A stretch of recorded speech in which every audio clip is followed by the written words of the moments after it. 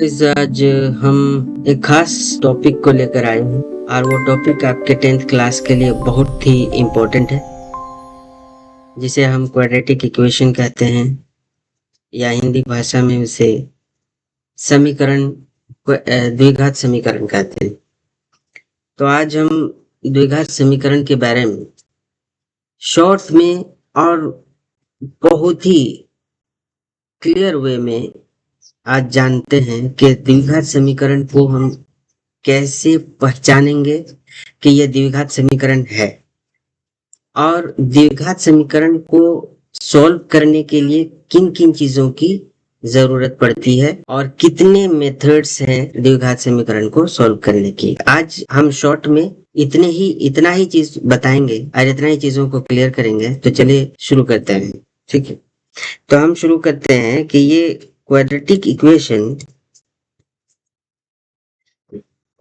Equation में दो word है आपका।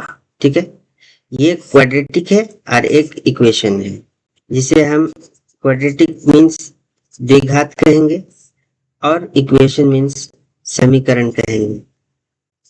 ठीक है, देख लीजिएगा, द्विघात ये वर्ड ही दिया हुआ है कि द्विघात। ये समझिए कि ये वर्ड को अगर तोड़ेंगे तो द्वि और घात मिलके बनेगा। और समीकरण के बारे में एक विस्तृत रूप में हम बताएंगे। ठीक है, द्वि मीन्स आपको क्लियर है कि द्वि मीन्स ये क्या होता है, तो घात मीन्स होता है आपका पावर। ठीक है, घात मीन्स होता है पावर, यानी किसी भी चर के ऊपर कितना नंबर लगा हुआ है। जैसे मान लेते हैं एक चर है x। ठीक है, x के ऊपर आप 2 रख दो तो ये x का पावर हो गया। x के ऊपर 3 रख दो तो ये 3 क्या हो गया, 3x का पावर 3 हो गया।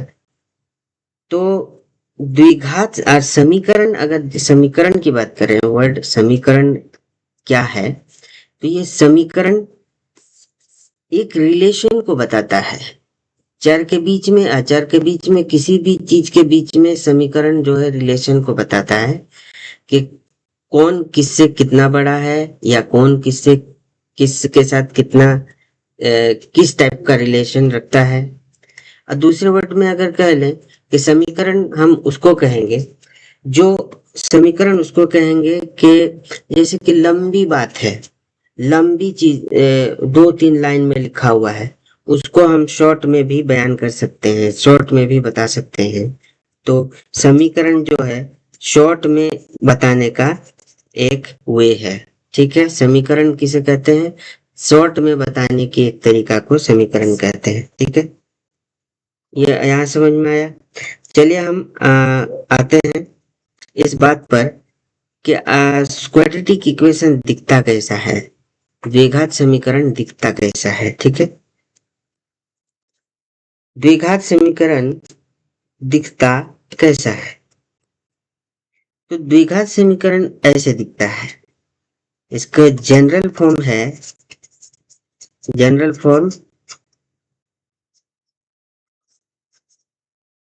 ठीक है, जनरल फॉर्म है ax² plus bx plus c is equal to 0। ये इस टाइप का अगर कहीं आपको एक्सप्रेशन दिख जाए, कहीं भी आपको इस टाइप का पद दिखे, इस टाइप का एक्सप्रेशन दिखे, तो आप आंख मूंद करके कि ये द्विघात समीकरण है। या इन शॉर्ट कि अगर आप एक्सप्रेशन का सबसे हाईएस्ट पावर, सबसे ज्यादा पावर 2 देखते हो, क्या 2 देखते हो 2, तो आप कह दो कि ये 2 देखते हो, तो बिल्कुल कह दो कि ये क्वाड्रेटिक इक्वेशन है। तो ये यहाँ पे हम फिर एक्सप्लेन करना चाह रहे हैं कि ये ए बी सी है क्या। ये ए बी सी ये तीनों का तीनों जो है कांस्टेंट है।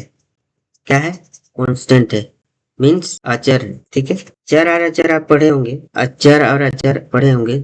चर जो सिचुएशन के हिसाब से, वैल्यू के हिसाब से अपना वैल्यू चेंज करता रहता है। अचर उसे कहते हैं जो किसी भी परिस्थिति में उसका जो वैल्यू है चेंज नहीं होता है। तो उसे अचर कहते हैं। जैसे 2, 3, 4 कोई भी नंबर जैसे लेते हैं तो ये सारी चीजें जो 2 है तो 2 उसका वैल्यू 2 हमेशा रहेगा, 3 है तो 3 का वैल्यू 3 ही रहेगा, चेंज तो नहीं होगा ना। किसी भी सिचुएशन में 2 है तो 2 ही रहेगा ना।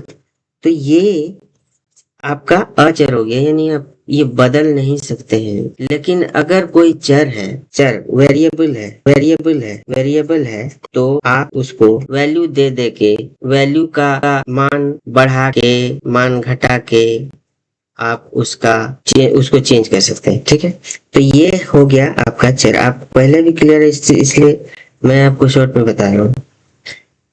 तो हमको लगता है कि आप जान गए होंगे कि किस तरह से हम अचर को पहचानेंगे और क्वाड्रेटिक इक्वेशन को कैसे पहचानेंगे। चर जो बदलता है, अचर जो नहीं बदलता है उसे कहते हैं अचर, जो बदलता है उसको चर कहते हैं। और क्वाड्रेटिक इक्वेशन पहचानने का तरीका है कि आपके एक्सप्रेशन में हाईएस्ट पावर 2 होना चाहिए। कितना? हाईएस्ट पावर 2 होना चाहिए, 2। अब थोड़ा उसको और विस्तार से समझने के लिए एक एग्जांपल लेते हैं। चलिए, अगर आपको हम दे दे x² = 0 और क्वेश्चन करें आपको हम कि क्या ये क्वाड्रेटिक इक्वेशन है, हैं? तो हाँ है, बिल्कुल है। लेकिन आप कहिएगा सर क्या ये x² जो है ये तो ax² + bx + c = 0 के फॉर्म में दिख नहीं रहा है, फिर आप कैसे कह रहे हैं कि ये क्वाड्रेटिक इक्वेशन है?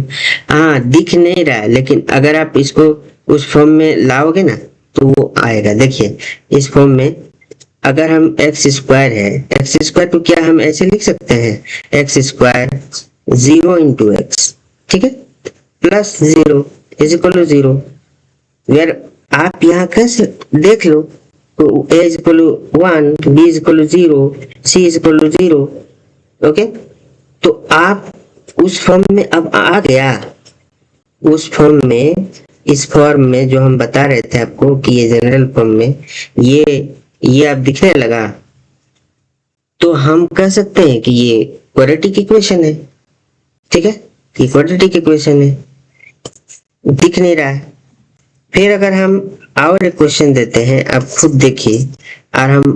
देखिए और पूछिए कि क्या ये, जैसे एक x² + x = 0 दे दिए, लेकिन ये जो आपका इक्वेशन है ना, ये जो आपका इक्वेशन है ax² + bx + c = 0 के फॉर्म में यही दिख रहा है। लेकिन अगर चाहोगे तो ये दिखेगा। ठीक है, अगर आप ऐसे लिखो x² + x + c = 0 रख दो तो यकीन है वो आगे ऊपर जो हम दिए इसके फॉर्म में, इस फॉर्म में दिख रहा है। ठीक है, इस फॉर्म में दिख रहा है कि नहीं, नीचे वाला भी तो इस फॉर्म में दिख रहा है, तो ये वाला क्वाड्रेटिक इक्वेशन है। ठीक है, इतना क्लियर है। और इतना क्लियर है तो हम आगे क्लास में पढ़ेंगे कि ये जो क्वाड्रेटिक इक्वेशन है ये हम 2 तरीका से सॉल्व करते हैं। ठीक है, एक फैक्टराइजेशन मेथड है और एक फॉर्मूला मेथड है, जिसको हम अगले वीडियो में आपको बताएंगे। Thank you.